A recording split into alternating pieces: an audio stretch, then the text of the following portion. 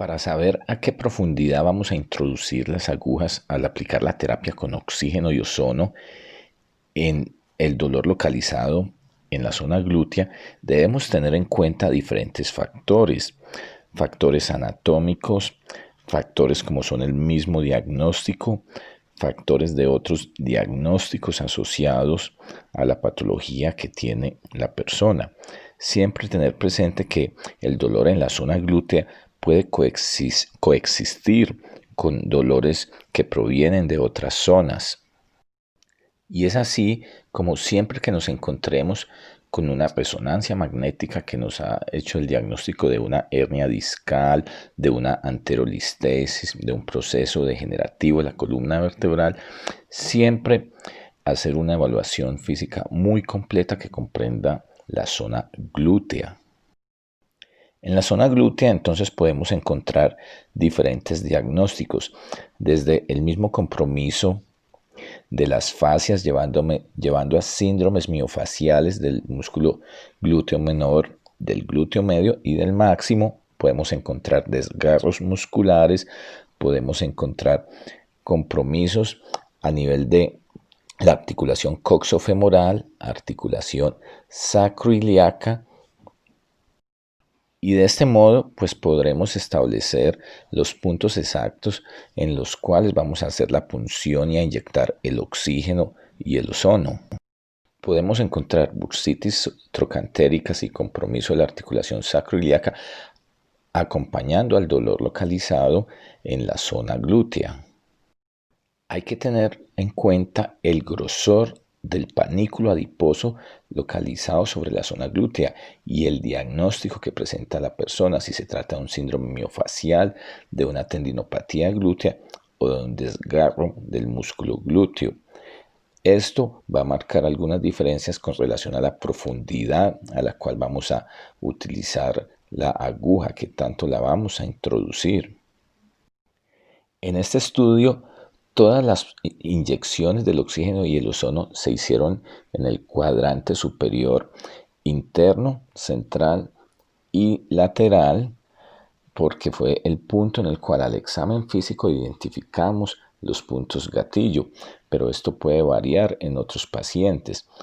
Y sobre la profundidad entonces a la cual se introdujo la aguja, debemos tener en cuenta el panículo adiposo que tiene la persona y el mismo grosor del músculo en esta zona.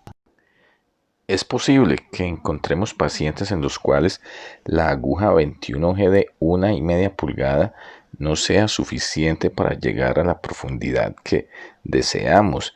Afortunadamente en este caso, todos los pacientes estaban dentro de un peso corporal adecuado. Tenían un índice de masa corporal que estaba por debajo de 25, pero habrá casos en los cuales se requieran de otras agujas. Pero en el caso de pacientes con obesidad se necesitarán agujas con una longitud mayor a 1,5 pulgadas. Entonces esto hay que tenerlo presente. Los cuadrantes, el cuadrante externo se numeró con el número 3 y entonces se utilizó la aguja 21G de 1,5 pulgada.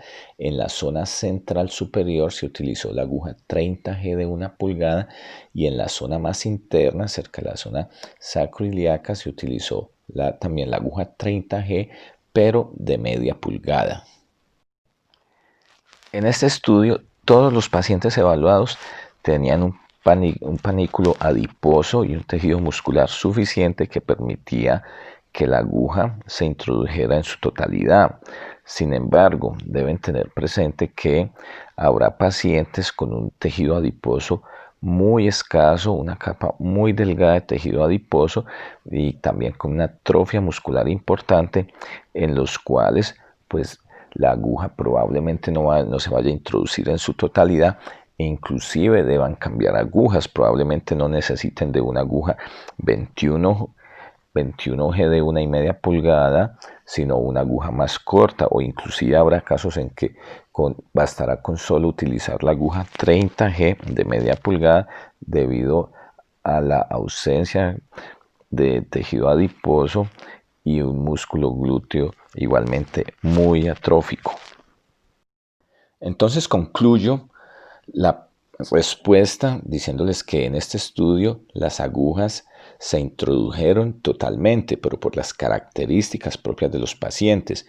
Pero nos vamos a encontrar también con pacientes en los cuales no se va a poder introducir totalmente toda esta aguja y probablemente inclusive sea suficiente con agujas cortas como la 30G de media pulgada o inclusive llegar a necesitar agujas más largas por la cantidad de tejido adiposo que tiene el paciente.